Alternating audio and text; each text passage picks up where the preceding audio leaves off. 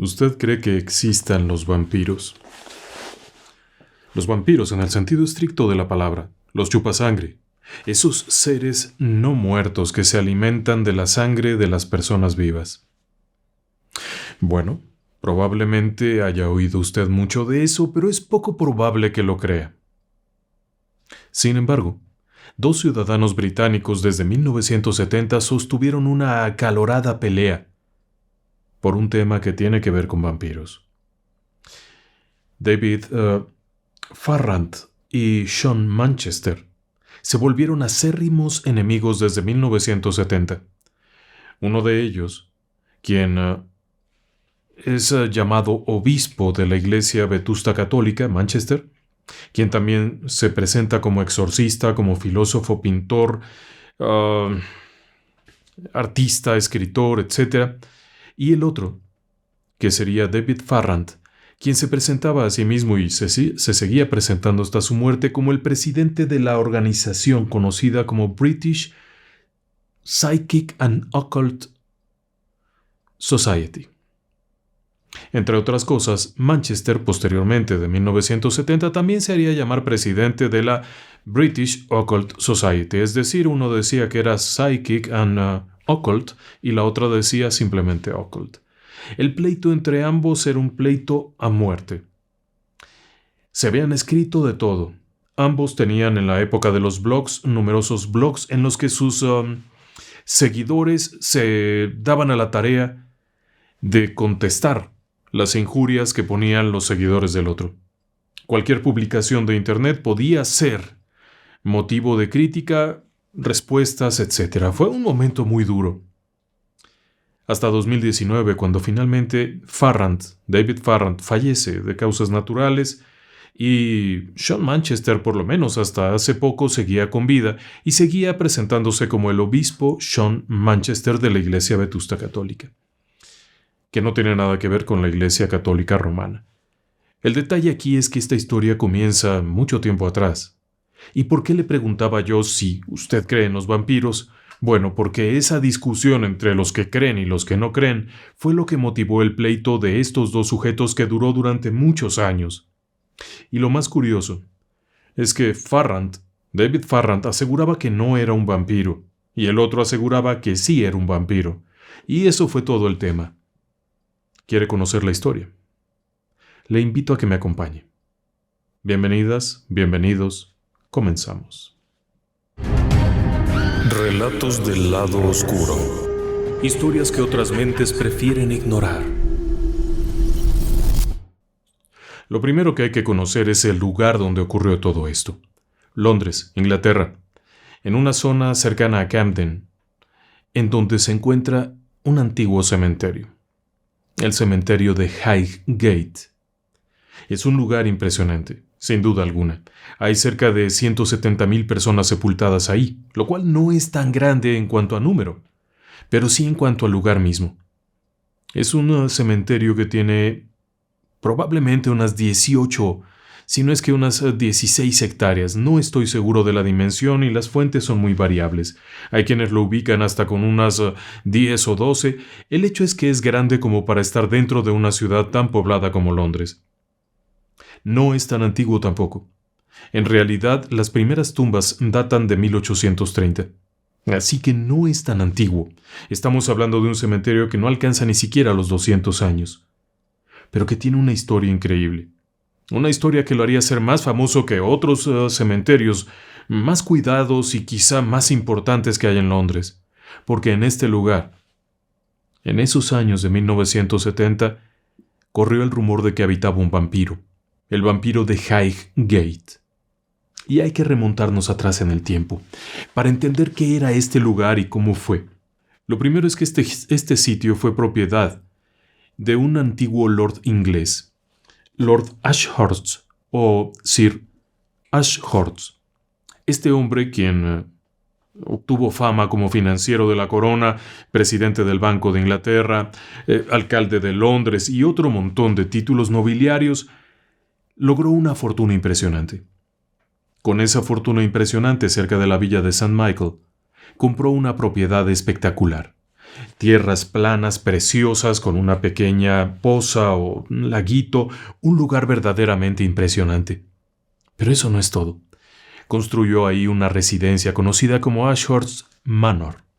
Esta casona antigua, preciosa, grande, llena de servidumbre, de habitaciones, pasillos y demás, era para la familia. Sin embargo, y ahí viene el problema, es que Ashurst trabajó en esto entre 1693 y 1694. Para 1720 había fallecido y había heredado la propiedad a sus descendientes, quienes obviamente, y como buenos niños ricos, se dedicaron a dilapidar la fortuna y en muy poco tiempo no tenían nada. Así que la amable iglesia anglicana de Inglaterra decide comprarles parte de la propiedad, la parte más pegada a la iglesia de St. Michael. Simplemente compran la propiedad y la dejan como pastizales y demás. Había un detalle curioso, y es que en el centro de esta propiedad que adquiere la iglesia había un antiguo árbol. No es que fuera particularmente bello, pero era un árbol que había estado ahí desde antes de que Ashurst comprara la propiedad. Era un cedro del Líbano, un árbol precioso. El detalle es que, bueno, ya está. Lo compran sin saber un detalle macabro. Uno de los descendientes de Ashurst, según cuenta la leyenda, se había quitado la vida en ese árbol. Al verse arruinado por las apuestas, el vicio a las mujeres y demás, se habría quitado la vida ahí. No hay quien lo confirme, no hay quien lo niegue. Pero ahí comenzarían las historias. La vieja mansión de los Ashurst pronto quedaría en el olvido. Simplemente iría siendo abandonada cada vez más y más. Una gigantesca casa llena de habitaciones con servicios y demás era impagable. Así que un buen día la familia se aparta y vende la propiedad en la que se encuentra la casa, que pasa a formar parte de la iglesia. Quienes prefieren no ocuparla, porque la casa, según se cuenta, tenía lo suyo. Ya desde aquel entonces se rumoraba que la casa de los Ashurst tenía algo oscuro, algo malévolo, algo diabólico. Y en ese lugar, las personas que intentaron habitar después simplemente no pudieron. Después de que los Ashurst se fueron, la mansión fue ocupada en varias ocasiones por familias encumbradas quienes salían huyendo ante los constantes ataques de espectros, demonios, banshees y cualquier cantidad de cosas horrendas que ocurrían ahí dentro. La casa fue abandonada y se fue deteriorando. Años después, por ahí de 1820, la casa está en ruinas y la propiedad es vendida. Es vendida a una asociación británica de cementerios, un grupo que estaba construyendo cementerios. Había un problema muy grave en ese entonces. Déjeme decirle que en el Londres de aquellos años, los cementerios estaban a reventar. Pero además había cementerios por todos lados. Sí, no solamente en las iglesias, eso era lo de menos, en los conventos, sino que había hasta en las casas, atrás de la estación de ferrocarril o en cualquier pedacito que hubiera, alguien se ponía ahí y decía ser un ministro de la iglesia y venga, había un cementerio nuevo. Así es que es muy frecuente que en Londres, todavía hoy en día en una remodelación o algo, aparezcan restos de esa época. El detalle es que decidido el gobierno de Londres a acabar con ese problema, construye los llamados 7 magníficos, los 7 cementerios, que estarían distribuidos alrededor. Era un cementerio particular el de Highgate, y se llama así por la entrada cerca de la cual estaba. El diseño sería un diseño espectacular. Hermoso. El viejo árbol, sí, el árbol aquel de los Ashurst, el cedro libanés, se respetaría. Y alrededor de este se construiría una especie de círculo, conocido como el Círculo del Líbano, en donde habría mausoleos. Más allá estaría, por ejemplo, la Avenida Egipcia, que también tendría unos mausoleos impresionantes. Después estaba la zona oeste y la este, en donde había unos mausoleos más pequeños y tumbas normales. En este lugar se podía sepultar a personas comunes y corrientes y a personas encumbradas. Así fue como empezó a surgir esto, y la primera persona, si estoy en lo correcto, en ser sepultada fue una mujer en 1839. A partir de ahí llegarían todo tipo de personas, desde Faraday, el famoso inventor, hasta Karl Marx, Marx, sí, el inventor del marxismo, el hombre que escribió junto con Engels El Capital y que daría pauta para el surgimiento de la idea del regreso del comunismo. Es decir, el surgimiento de los movimientos soviéticos y todo aquello, la idea del proletariado y todo esto, y como uno de esos macabros movimientos del destino, Marx está sepultado en un cementerio imperialista. Lejos de las tumbas de los proletarios, por cierto. El detalle aquí es que, el cementerio comienza a operar y todo va bien. Por lo menos eso parece. Es un lugar muy bonito, es un cementerio muy interesante, lleno de estas tumbas fastuosas. Aparecen las primeras tumbas que tienen estos monumentos y estas esculturas preciosas. Vaya, un sitio encantador. La gente llega al punto de ir simplemente por ver el cementerio. Hay otros, y había otros más elegantes y otros mucho más antiguos, pero este en particular, además comienza a tener un pequeño problema, y es que la ciudad va creciendo, y para ir de un punto a otro, el mejor punto es cruzar por dentro del cementerio, y es ahí donde comienzan a surgir los primeros relatos de cosas extrañas que pasan en ese lugar.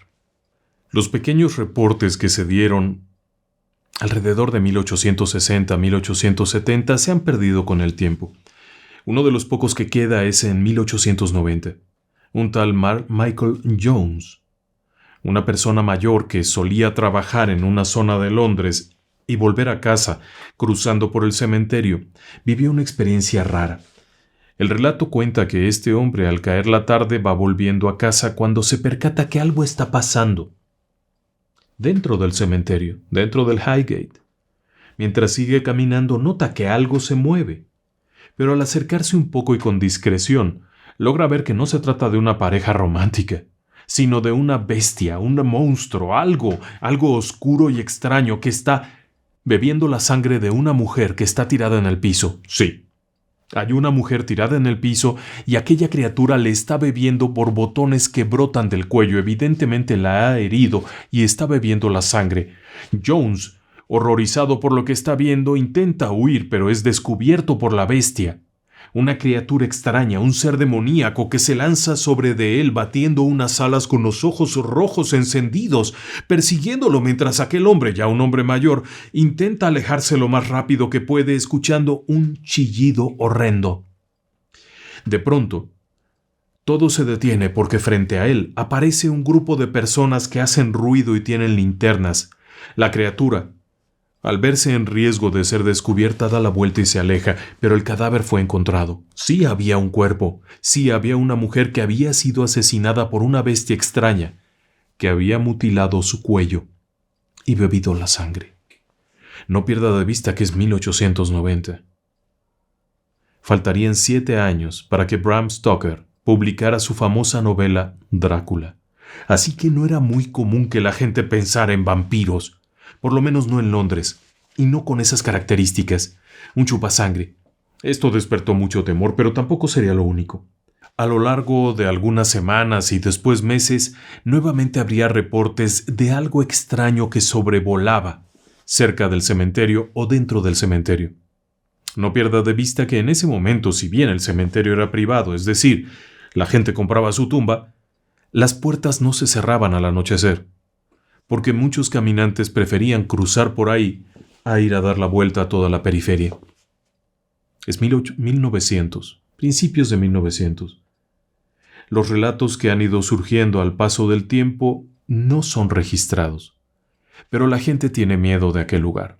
Se rumora cualquier cantidad de cosas. Ya después de la publicación de Bram Stoker, la gente comienza a argumentar leyendas acerca de si en este lugar realmente habría sido sepultado un vampiro. Hay quienes rumoran que el viejo Sir Ashford, el que compró la propiedad originalmente allá en 1690, habría sabido de eso, y por eso la casa fue abandonada y se derrulló y todo esto, y surgen leyendas que aseguran que alguno de ellos era un vampiro, y que el viejo lo habría sepultado por ahí. Hay otros que aseguran que era un príncipe valaco, pero eso sería una leyenda muy posterior. El detalle es que ahí surge esa idea. Alguno de los descendientes era un vampiro y lo han sepultado, y alguien ha abierto aquello y ha salido finalmente y está libre. Pero esto, obviamente, va creciendo. Y va creciendo hasta el punto en el que en 1922, después de otros avistamientos dados en 1910, ocurre algo diferente. Y esto fue que un hombre fue hallado inconsciente el 16 de abril de 1922 en las afueras del cementerio. El hombre aquel fue llevado al cementerio, al Charing Cross, en donde los médicos lo examinaron y descubrieron que tenía muy poca sangre. Pero además de eso, descubrieron que tenía algunas heridas extrañas en el cuello, producto de una herida probablemente con un cuchillo. No eran dos misteriosos puntos, sino un corte. Cuando este hombre recupera la conciencia, logra relatar que mientras caminaba por ahí sintió una especie de mareo extraño. Imposibilitado de seguir caminando y un tanto desorientado, repentinamente notó que junto a él había la presencia de una criatura de más de 2 metros, que rápidamente, con unos ojos encendidos en un color rojo, se lanzó sobre de él y lo atacó derribándolo, y alcanzó a sentir claramente cómo lo hería y después bebía la sangre que brotaba de la herida. El hombre notoriamente tenía una falta de sangre. El detalle es que mientras los médicos intentaban dilucidar realmente qué le había pasado a aquel sujeto, 2 horas después llegó otro cuerpo. En esta ocasión sí llegó muerto.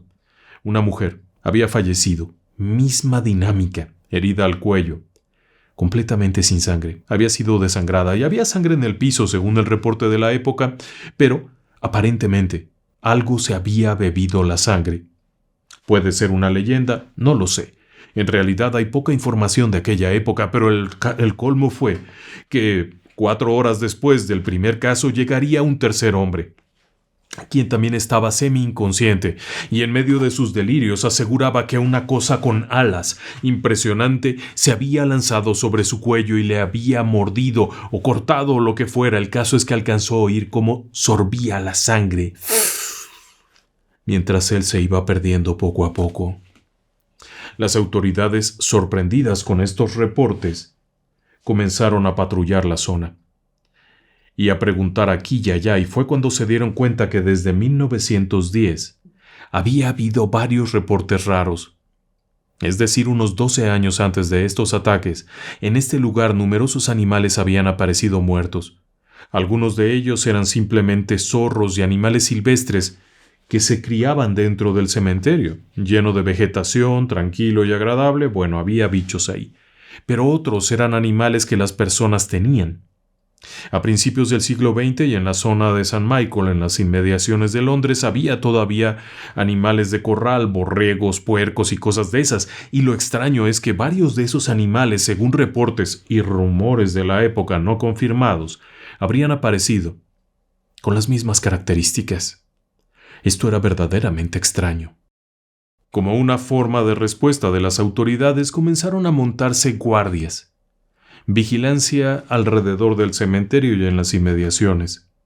Las personas aseguraban que la criatura era alta, pero que volaba, que emitía un sonido extraño y que solían verse brillar los ojos en la oscuridad. Algunos reportaban que era un humanoide de color gris, otros aseguraban que era completamente negro.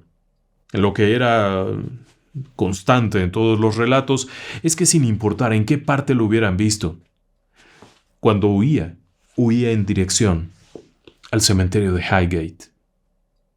La guardia entonces comienza y los patrullajes se hacen a pie. 2 oficiales de policía londinenses recorren alrededor hasta que de pronto en aquel 1922 y algunos días después del hallazgo de los 3 heridos, los policías notan algo extraño.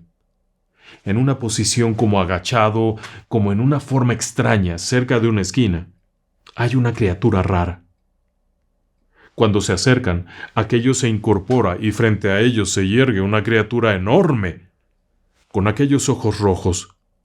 Los policías suenan el silbato y esta cosa aparentemente se asusta o reacciona de alguna manera, desplegando unas alas, levantándose y volando mientras emite un horrendo chirrido. La criatura parecía una persona. No era exactamente un ave, sino algo diferente que desplegó esta forma como de alas. No olvide usted que era la época en la que había pasado lo de Hillspring Jack. Años atrás había estado Jack el Destripador y todo aquello, así es que había varios reportes raros. Y también había habido algunos reportes previos, por ejemplo de las huellas del diablo y otros incidentes que provocaron mucho pánico. El cementerio fue cerrado y la gente tenía que dar la vuelta. Así que no habría más. Para 1925 hubo rumores. No hay forma de saber si realmente ocurrió o no. Pero los rumores indicaban que las autoridades de Londres habrían contratado un cazador de vampiros. Sí, un vampiro Hebik. Alguien que había venido de lejos para localizar y dar muerte al vampiro. Ya sé que suena extraño. Muy probablemente solo fuera un rumor, pero eso tranquilizó a las personas cuando se declaró que el vampiro había sido descubierto y cazado. La vida volvió. Y todo era paz y tranquilidad. Bueno, dentro de lo que cabe, sin perder de vista que años después comenzarían los bombardeos sobre Londres, y esto haría que nadie se fijara en eso, en el vampiro. El asunto quedó olvidado. Los años 40 fueron terribles. Muchos de estos lugares fueron bombardeados, fueron destruidos. De hecho, ahí mismo en el cementerio hay una tumba colectiva para los bomberos de Londres, 93 bomberos que murieron durante los incendios en los bombardeos de la Segunda Guerra. También hay otras tumbas en donde están los soldados, etc. Así que bueno, en ese tiempo el lugar no fue considerado como un lugar embrujado, y si había algo o no, nadie lo mencionó. El tiempo va pasando y para 1963 el lugar verdaderamente luce abandonado. Aun cuando oficialmente no estaba cerrado y todavía había actividades en la periferia, la parte medular, la parte antigua, estaba visiblemente deteriorada. Son los años 60. Así que ha comenzado una forma diferente de pensar. La época del amor libre, de los hippies, de los Beatles cantando a grito abierto Love Me Do, y de los estadounidenses muriendo en Vietnam mientras matan vietnamitas. Pero obviamente eso también traía consigo otras cosas. En esa misma época comenzaron movimientos importantes dentro de la Golden Dawn, dentro de otros movimientos que ya venían de tiempo atrás, que desembocaron en el satanismo. En los años 60 surge la Iglesia de Satanás en San Francisco, en California, y movimientos parecidos se dieron en otros lugares. En Inglaterra hubo presencia de grupos satánicos que estuvieron ahí. Sí. Highgate, en su soledad y en su abandono, era el lugar perfecto para eso. Pero por supuesto, además de eso también había otras historias. Parte de lo que se relataba en los antiguos textos y en las antiguas descripciones es que los cuerpos aparecían despedazados.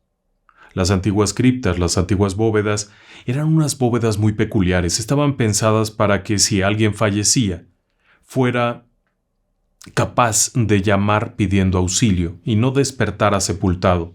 Fue una época en la que había mucho temor a ser enterrado vivo. Así es que surgieron numerosos relatos acerca de ataúdes abiertos y cuerpos destrozados, regados por todas partes.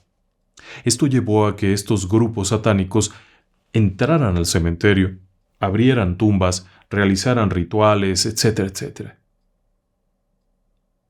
Y eso provocó indirectamente o directamente, o cómo saberlo, depende de lo que usted quiera creer. El detalle es que vuelve el vampiro. Ese vampiro que había desaparecido en 1925, aparentemente cazado por un vampiro Hebik, vuelve. En 1963, varios reportes de personas que vivían en la periferia aseguraban haber sido atacadas por el vampiro.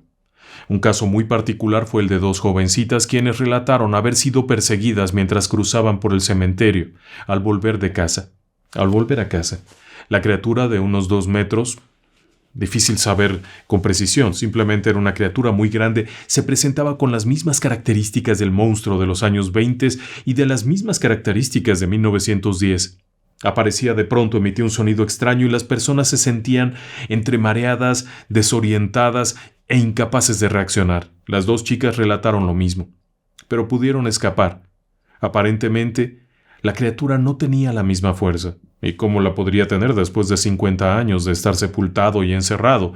Obviamente no logró atacarlas, pero el reporte fue dado a la policía. Así que se montaron vigilancias, en parte porque también había reportes raros. Nuevamente, habían aparecido animalitos muertos. El cementerio tenía una población numerosa de zorros y de varios bichos parecidos, e inclusive un par de venados que habían sido dejados por ahí. Los zorros comenzaron a aparecer muertos. Y al examinarlos, de acuerdo con la gente que cuidaba del parque, no tenían sangre. Así que esto, sumado con el reporte de las chicas, comenzó a generar miedo. Pero además del miedo también surgieron otros reportes, y algunas de estas personas no eran personas que parecieran ser fácilmente impresionables. No se trataba de chiquillos corriendo a mitad de la noche en medio del cementerio, sino de personas que por alguna razón caminaban por ahí y de pronto eran sorprendidas por una criatura rara. Los reportes eran todos muy parecidos. Difícil saber realmente qué era lo que se estaba viendo. Hay quienes consideran al analizar el caso del vampiro de Highgate que tenía un gran parecido con el Mothman. Hay quienes consideran que podría haber tenido inclusive alguna relación con aquellos casos, pero bueno, eso es simplemente suposición. Especulación sobre un caso de estos. Pero el detalle es que en 1963 el mundo era muy diferente a 1890. Aquí ya no estamos hablando de gente supersticiosa. Aquí ya hablamos de personas que iban al cine, ya tenían televisión, bailaban alocadamente rock and roll con minifalda. ¿Por qué seguirían creyendo que había vampiros en Highgate? Y eso tiene que ver con los reportes, porque mientras que en un parque cercano se escuchaba a los Beatles y el Love Me Do, aquí las personas que volvían a casa eran sorprendidas por una bestia extraña. Y fue cuando llegó de nuevo el caso aquel. Un hombre que aseguraba, después de haberse sentido mareado, haberse perdido dentro del parque y haber escuchado unas extrañas campanas. Lo que le motivó a buscar el origen de las campanas, presumiendo que se trataría de algún vigilante que iba caminando. Solo para encontrarse con el monstruo. El hombre aquel terminaría con unas extrañas lesiones. De hecho, una de las chicas que posteriormente resultaría atacada también presentaría esas extrañas lesiones en un brazo. Curiosamente, la gran mayoría de nosotros pensamos que el ataque del vampiro es aquí, en el cuello. Pero para algunos teóricos y sobre todo expertos en cuestión de sangre fresca, ese no sería un muy buen lugar. Hay otras zonas en las que se podría atacar o obtener mayor cantidad de sangre fresca. Sangre arterial, no venosa. Y curiosamente los reportes de estas personas parecían apuntar a eso. La situación se fue complicando. Y si bien las autoridades no creían que esto fuera real y dejaban de lado muchos de los relatos como simples fantasías, horrores que no existían y confusiones bien intencionadas, para 1969 el reporte de una jovencita sí hizo preocupar a las autoridades. Una chica de 16 años aseguró haber sido atacada por algo que no pudo identificar. No parecía ser un hombre, pero tenía forma humana y volaba. La chica de 16 años reportó que había sido derribada y el atacante habría intentado atacarla hacia el cuello. Las autoridades acudieron porque los padres presentaron el reporte.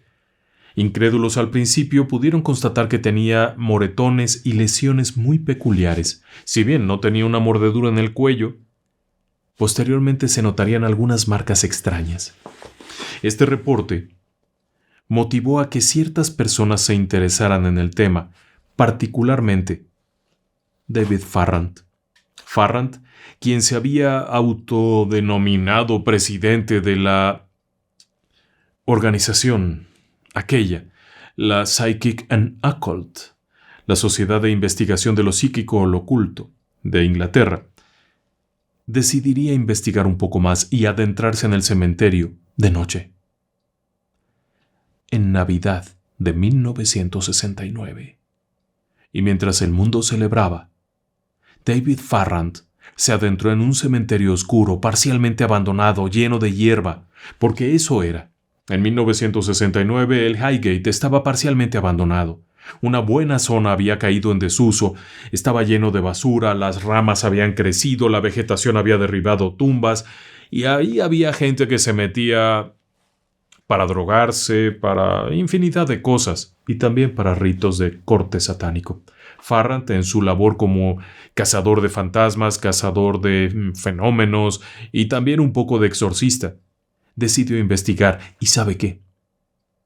En su propio relato, Farrant se habría encontrado con el monstruo, solo que él reportaba una criatura gris superior a los 2,50 metros que le causó mucho temor, pero logró evadirla y salir bien de aquella odisea. El relato de David Farrant sería escrito y posteriormente publicado en febrero de 1970 en el periódico local el Hampstead and Highgate Express.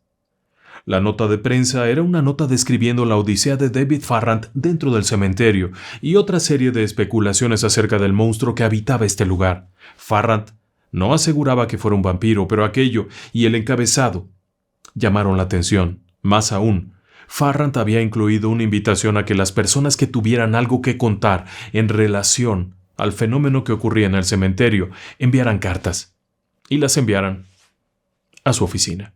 Por supuesto que llegaron muchas cartas. Para asombro de todos, muchas personas habían vivido alguna cosa rara en ese cementerio.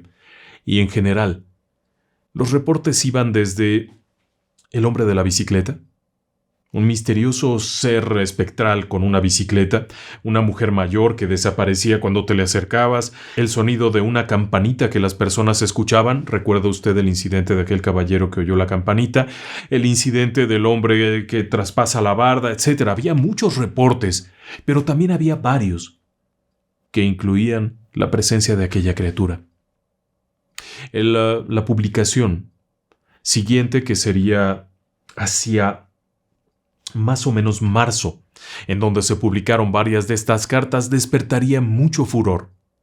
Una de las cartas, por cierto, era la de Sean Manchester, quien aseguraba que también había estado ahí y que sabía el verdadero origen de aquello, asegurando que era el vampiro que había sido traído por Ashurst y sepultado en la antigua mansión, o por lo menos en el antiguo predio de los Ashurst, y que había regresado, que no lo habían matado en 1925, simplemente lo habían encerrado y los rituales que la gente había hecho lo había liberado. Para David Farrant aquella carta no le parecía tener ni pies ni cabeza. Él creía que todo el fenómeno se debía más a un fenómeno fantasmal, pero Manchester aseguraba que era un vampiro. Es más, aseguraba que era un vampiro, un príncipe valaco que se había convertido en un no muerto y que había sido traído en un barco por sus seguidores. Sí, ya sé. El relato se parece mucho a Drácula de Bram Stoker, que había sido publicada mucho tiempo atrás. Pero como sea, ese sería el inicio del pleito.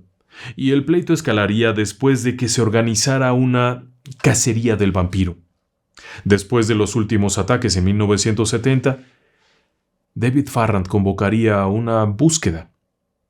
La búsqueda, también acompañada por televisoras y por los periódicos locales que a falta de noticias habían publicado esto, atrajo a muchas personas que llegaron armadas con las cosas más variadas que se puede imaginar. Sí. 1970. El 13 de marzo de 1970, viernes 13 de marzo, se reunieron unas 200 personas afuera del cementerio. Muchas de ellas llevaban estacas, largas estacas bien filosas, de madera. Otros llevaban ajos, collares de ajos, estampas milagrosas, botellas con agua bendita, bolsitas con sal, todo tipo de cosas para ir a cazar al vampiro. Y claro que también llegaron unos policías, pero no pudieron interrumpir aquello. Era imposible detenerlos. Aquella gente se metió al cementerio y los policías simplemente los acompañaron para que no hicieran destrozos. Si bien el cementerio estaba ya parcialmente abandonado, por lo menos en estas zonas, la realidad es que ya era un sitio histórico, así que no podían tocar nada. Aquello se convirtió en un ir y venir de gente. Al amanecer no habían encontrado nada, no habían cazado nada, estaban todos con mucho frío y se fueron a sus casas. Pero se convocó una segunda búsqueda, el sábado 14 de marzo de 1970, y esta vez llegaron más personas. Y se hizo una batida de todo el cementerio. Fueron investigando, rastreando tumbas, cementerio aquí, allá y allá. y tampoco apareció el monstruo. Todavía hubo una tercera. El domingo 15 de marzo de 1970, nuevamente se organizó una búsqueda, también infructuosa. Los días pasaron, y poco a poco el furor fue pasando. Pero no del todo, porque sabe algo. Sean Manchester tenía algo guardado. Él estaba convencido de que eso era un vampiro. Y si bien David Farrant había declarado que no había tal vampiro y que era simplemente un fenómeno fantasmal, agresivo, una especie de ente malicioso que habitaba el cementerio, Manchester aseguraba que sí era un vampiro. Y todavía más, lo iría a cazar él mismo. Y es que había algo más. En ese mismo 1970, pero en el mes de agosto, apareció el cadáver de una mujer. Le habían amputado la cabeza, y el cadáver había sido parcialmente incinerado y había evidencias claras de que había ocurrido un ritual satánico ahí. Lo que despertó el temor todavía mayor. Por su parte, Farrant seguía montado en su burro de que aquello no era un vampiro. Pero Sean Manchester insistía en que esos sacrificios eran para el vampiro. Bueno, se dio una serie de idas y venidas. Y mientras que Farrant fue detenido por andar buscando al vampiro, sí. El tipo que había dicho que no había un vampiro fue detenido en agosto de 1970 mientras entraba al cementerio con una cruz y una estaca de madera. Fue liberado inmediatamente. No había hecho ningún daño, simplemente se había asaltado. Por su parte, Farrant, también en ese mismo agosto de 1970, ingresó acompañado de una médium. Armado con sal bendecida, agua bendecida y una serie de elementos muy peculiares, ubicaron, según su versión, la tumba en la que estaba el ataúd del famoso vampiro. Farrant declararía que había ubicado esa tumba siguiendo las instrucciones de la médium, y que al llegar ahí había numerosos ataúdes, pero al contarlos cuidadosamente notaron que había uno de más, y al revisar afuera en las inscripciones de las lápidas, o por lo menos de los nombres de los que estaban en aquella bóveda, notó que efectivamente había uno de más, y que además aquellos ataúdes eran viejos, muy viejos, 100 años por lo menos. Pero el ataúd que se veía diferente, ese que no estaba bien, era un ataúd más reciente. Según la propia versión de Sean Manchester, obispo de la iglesia vetusta católica, adentro había un cuerpo que presentaba una tonalidad azulosa, pero que no se veía tan descompuesto como los demás, que eran esqueléticos. Este se veía bien. Decidió que ese era el vampiro. El cuerpo yacía en el ataúd con los ojos abiertos. Farrant se dispuso inmediatamente a insertar una estaca de madera en el pecho, entre las costillas, para darle muerte. Sin embargo, había un detalle importante, y eso se lo hizo notar su ayudante. Eso que estaba allí estaba dentro de una cripta, y haber clavado esa estaca era un agravante de la ley, era un delito, así es que no podían hacerlo. Simplemente pusieron un círculo de sal. Después bendijeron el lugar, y Farrant recitó un exorcismo propio de sus creencias para que aquel demonio convertido en vampiro no pudiera salir de ese espacio. En ese momento, por cierto, la médium se indispuso y el olor era nauseabundo. Comenzó a hacer esta vibración rara el suelo y tuvieron que salir de ahí, no sin antes colocar una cruz para que aquello no pudiera salir. Farrant aseguró que eso era lo que había ocurrido. Por su parte, Manchester, quien había sido detenido anteriormente por su esfuerzo de localizar la famosa tumba, declararía que eso no tenía sentido y Farrant tendría que demostrar en dónde estaba la famosa tumba y cómo es que había encontrado ese cadáver. Los pleitos fueron creciendo. Farrant decía una cosa, Manchester decía otra. Manchester creó su propia organización, la Occult Society, mientras que Farrant tenía su organización que era Psychic and Occult Society. Uno declaraba una cosa, el otro otra. Bueno, se dedicaron a publicar cartas y cosas horrendas uno del otro. En 1973, la situación llegó a tal punto que ambos establecieron un duelo, en Parliament Hill, pero sería un duelo de magia. Por su parte, Sean Manchester aseguraba que él era capaz de contrarrestar cualquier magia, puesto que era un hombre religioso. Y Farrant declaraba que él era un mago también, así es que podrían encontrarse ahí y hacer un duelo de magia, que nunca ocurrió. Vamos, seamos realistas. Lo que sí ocurrió es que en aquel 1973, Farrant aseguró que el vampiro había regresado. Y es que unos meses atrás hubo varios reportes de avistamientos. En 1972, varias personas aseguraron, según la prensa de aquel lugar, que probablemente no tenía mucho que decir y publicó lo que se le ocurría, aseguraron haber vuelto a ver el vampiro. Lo que quería decir que alguien había movido la cruz y el círculo de sal y había liberado al monstruo, pero esta vez no se le escaparía. Esta vez lo fue persiguiendo David Farrant. No podía creer lo que escuchaba, pero Sean Manchester aseguraba que lo había encontrado y lo había matado. ¿Cómo? Esta vez no había sido dentro del cementerio, para no incurrir en delitos, sino que lo había ido siguiendo hasta encontrarlo en una vieja casa abandonada, cerca del cementerio. Era conocida como la casa de Drácula, en realidad eran unos paredones. Según la versión de Farrant, él lo había encontrado allí. Y de igual forma, estaba el ataúd, y al abrirlo aquella criatura horrenda intentó incorporarse, pero él, antes que otra cosa, le colocó la estaca, lo que provocó que reventara en 1000 pedazos. Después de ponerse café y una serie de descripciones un tanto grotescas, posteriormente habrían recuperado el cuerpo, el ataúd y lo habrían incinerado por ahí cerca. Esa fue la declaración de Sean Manchester, quien habría terminado con la existencia, que no la vida porque eso era un no muerto, con la existencia de aquel monstruo. Farrant, colérico, decide entrar e investigar en el cementerio él mismo. Si hay algo de cierto en esto, el problema es que lo vuelven a encontrar, lo arrestan y lo acusan de dañar cadáveres. Una ofensa grave.